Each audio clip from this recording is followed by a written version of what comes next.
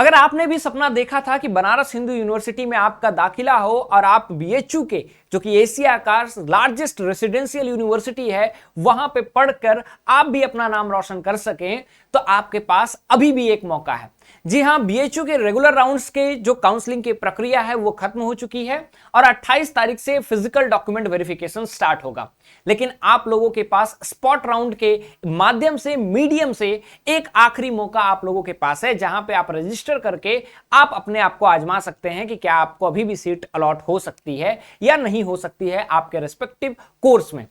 क्या है ये स्पॉट राउंड, कितनी फीस लगती है, इसका प्रोसेस क्या है, एलिजिबिलिटी क्राइटेरिया क्या है, कब से स्टार्ट होने वाला है, डिटेल में मैं इस वीडियो में आप सभी लोगों को बताने वाला हूं। नमस्कार, स्वागत है आपका हमारे इस ऑनलाइन लर्निंग प्लेटफॉर्म बेसिक शिक्षा पे। उम्मीद करता हूं कि आप बढ़िया होंगे, मस्त होंगे और आप जो है स्पॉट राउंड के लिए अपने आप को तैयार कर रहे होंगे। बेसिकली ये जो काउंसलिंग की प्रक्रिया होती है थोड़ी लंबी चलती है। रेगुलर राउंड्स आते हैं, फिर सीट बची हो तो स्पॉट राउंड, और फिर अगर सीट बची हो तो मॉपअप राउंड्स आते हैं। अब होता क्या है ये स्पॉट राउंड, अगर आपकी रेगुलर राउंड्स की प्रक्रिया खत्म होती है और सीट बच जाते हैं तो आपका स्पॉट राउंड आता है।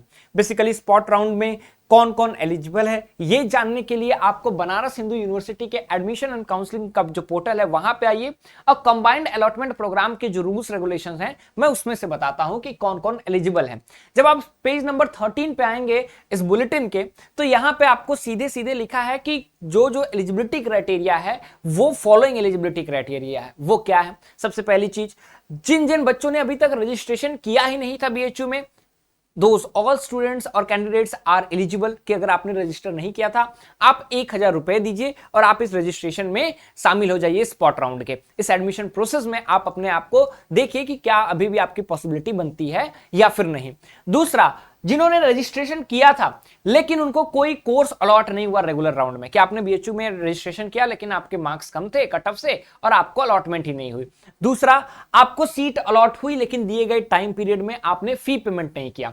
तीसरा, आपको सीट अलॉट हुई, आपने फी पेमेंट भी किया, फिर आपने या तो खुद विड्रॉ कर लिया या फिर आपका एडमिशन कैंसिल हो गया, या तो ऑनलाइन एडमिशन प्रोसेस के समय कैंसिल हुआ या फिर डॉक्यूमेंट वेरिफिकेशन के समय कोई डॉक्यूमेंट्स आपका गलत मिल गया और उस वक्त आपका एडमिशन प्रोसेस खत्म हो गया।